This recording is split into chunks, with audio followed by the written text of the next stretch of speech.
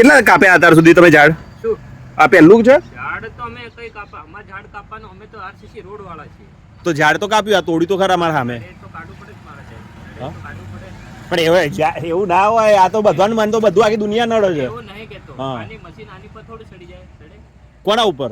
ઝાડ ઉપર થોડી સડે તો. પણ ઝાડ કાપવા માટે લોકો આખી જિંદગી લડ્યું છે. આ ઝાડ કોઈ એક દાડા તમે ઉગાડ્યું છે? એમ નહીં કેતો. હા, આ ઉગાડ્યું કોણે?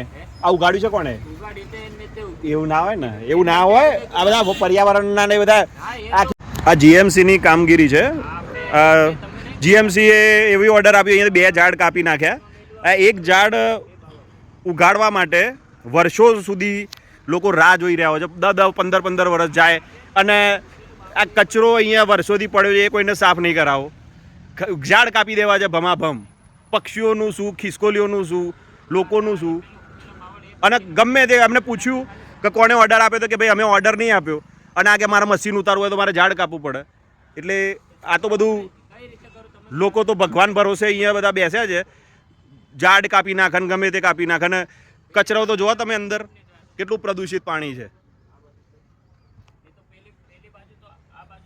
એમના પેલા અધિકારીને કીધું હતું કે અમે પરમિશન નહીં આપી, આ 2 ઝાડ કાપી નાખ્યા. આ હવે ઝાડ તમે કરીને બતાવો ગવર્મેન્ટને, કે આ ઉગાડી બતાવો, ચલો તમારા પાસે આટલી બધી ટેકનોલોજી છે તો.